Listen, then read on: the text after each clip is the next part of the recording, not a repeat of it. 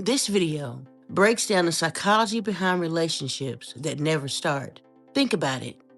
There's chemistry, inside jokes, maybe even intimacy, but somehow nothing ever becomes official. So why does this happen? We've dug deep into the research to uncover the patterns that keep those connections stuck and how to spot them early so you don't stay trapped in something that never fully begins. Reason number one, attachment without commitment. One of the biggest reasons relationships never start comes down to how safe someone feels getting close and committing. They don't necessarily want to leave. They just don't want to lock into anything either. So instead of choosing the relationship, they just hover. In real life, this looks like someone who's emotionally available in the moment, but they're allergic to making the relationship clear. They text you every day. They open up. They rely on you emotionally. But the second the conversation turns to, where is this going? They get uncomfortable, vague, or suddenly overwhelmed. Another common example is the person who says, I don't want to rush things. And you think that means slow progress, but months go by and nothing changes. Research tells us that this kind of push-pull dynamic is common when closeness feels good, but commitment feels threatening. And once that uncertainty becomes the norm, it quietly sets up to the next problem because relationships can't move forward without a sense of safety. Reason number two, no security means no commitment. There is one thing that is very clear about relationships. Commitment doesn't come from chemistry alone. It grows out of security. According to research published in the Journal of Experimental Social Psychology, people become more committed when they feel confident in the relationship's stability, predictability, and future.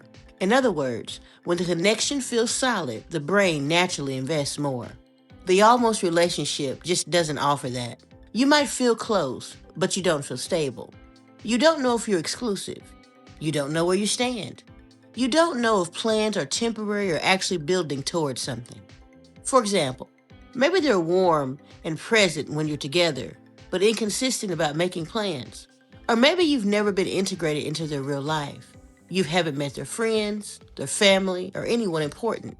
Research tells us without repeated experiences that build trust and reliability, commitment stalls, even if attraction and emotional closeness are strong.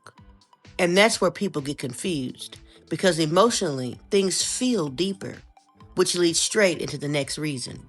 Reason number three, emotional closeness that isn't progress.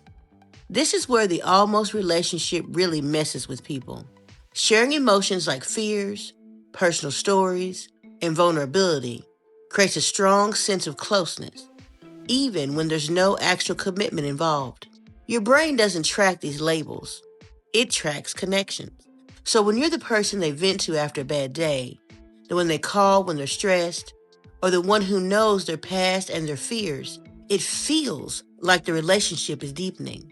A common example is emotional reliance. You're not officially together, but you're the emotional partner.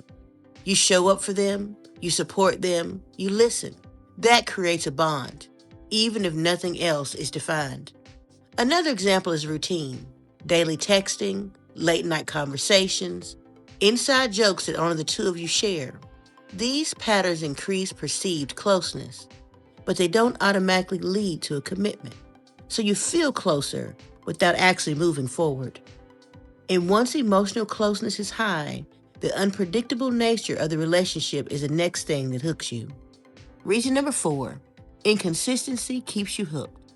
Psychological research has a term for this, intermittent reinforcement.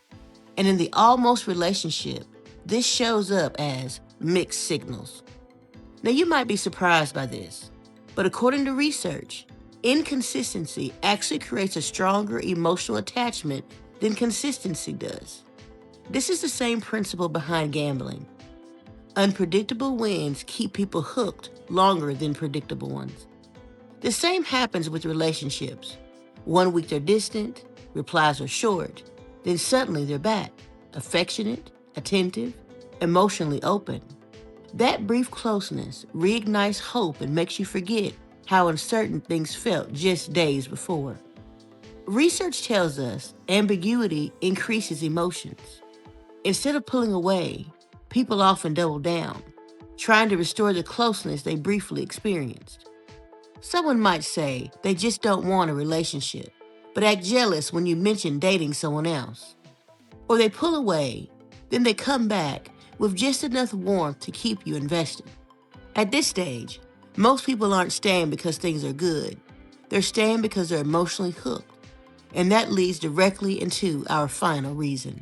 Reason number 5, waiting because you've invested too much. By the time someone reaches this stage, psychology is working against them. You start thinking, I've already given this so much time. If I leave now, I lose everything I've invested.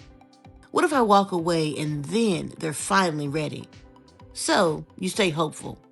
According to research in the Journal of Experimental Social Psychology, people are heavily influenced by the sunk cost fallacy, the tendency to keep investing because of what's already been put in, not because the situation is improving. Maybe they finally introduced you to a friend and it feels like a breakthrough. Or they say, I'm just not ready yet, and you hear soon. But according to commitment research, healthy relationships don't require prolonged uncertainty to get off the ground. They don't rely on patience tests or emotional endurance. Almost relationships don't collapse due to timing. They fade because intentions were never clear on both sides. If this video made something click for you, that's not an accident. Understanding the psychology changes how you see the situation. And if you're wondering about what to do next, watch our video about what to do before a relationship is truly over. Let us know in the comments if you want to see a future video about how to leave the almost relationship without regrets. Remember to keep believing in yourself, and we will see you in the next video.